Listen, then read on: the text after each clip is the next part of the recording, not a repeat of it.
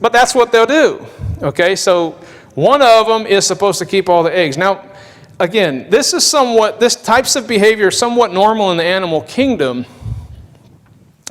But what we do find in the Bible are human beings that began to kind of live like animals. And we see in the Bible, we see polygamy, where they'll add unto themselves multiple wives and have a harem of women. You say, well, where does the Bible specifically say that's wrong? Well, I'll grant you this. In the Old Testament law, it actually gives conditions for people who are living that way. And it says, okay, if you have more than one wife, or if you have a wife, and then you add another wife to that, you cannot get rid of that first wife and say, you know what, I don't love you anymore, and just leave her destitute. You have to take care of both of them now. And that's actually in the Bible, so some say, see, that's saying polygamy is okay, right? The Mormons used to say the Bible is okay with polygamy. But the problem is, number one, the Bible says from the very beginning, He created man and female. These two shall become one flesh. What God had joined together, let not man put asunder. Very clear. His intention was for one woman, one man, one lifetime. All right, we can all agree with that. And so that was the plan.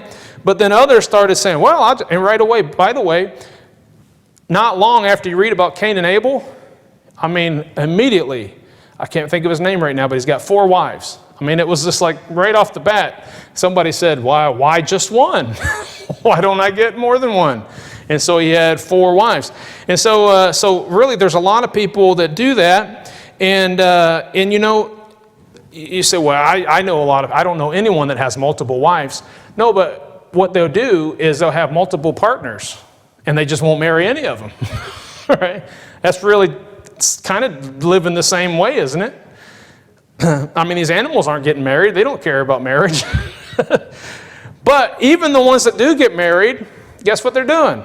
Well, I'll just divorce her. And this is what the Pharisees were doing in the Bible. And they were talking to Jesus. And he said, for the hardness of your heart, Moses had that law. But from the beginning, it's not been so. He's like, you're not supposed to get married and then, get divorced and then remarried. Because essentially, you're making it look good because you're married to one, but you've had multiple partners, then that's still just kind of living the same way. And I was reading a statistic, I think I shared this recently, but I was reading a statistic and it said that 40% of marriages end in divorce. And I said, whoa, I remember preaching this years ago. And I remember every preacher used to say 50% of marriages end in divorce. And then I heard that it was climbing and it was nearing 60% of marriages end in divorce. And look, I can tell you churches, it's no different in churches. I've got friends, I went to Bible college with people, guess what? There's a lot of divorces. That's just, even in my own family, never thought it would happen. My mom and dad got a divorce. And so it's just become so common, right?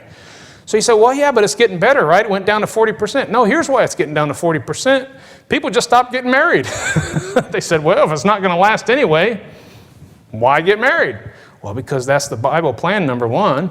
Number two, if you've committed to somebody and it actually takes pain and is difficult to separate from that person, maybe you'll stay with them longer rather than just jumping around from partner to partner.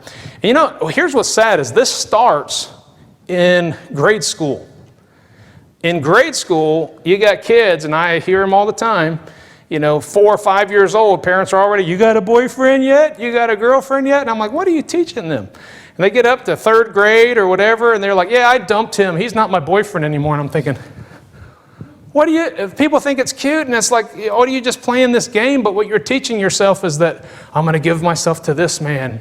No, you know what? He doesn't interest me anymore. I'm going to give myself to this man. And you don't think that sticks with them? They get into high school. Now I'm going to sleep with this person. And now I'm going to sleep with this person. And then they get older. I'm going to marry this person. Now I'm going to marry this person. It doesn't change because it started at the very beginning with the heart problem that said, hey, I'm going to be like an animal and just do whatever I want to do with whoever I want to do it.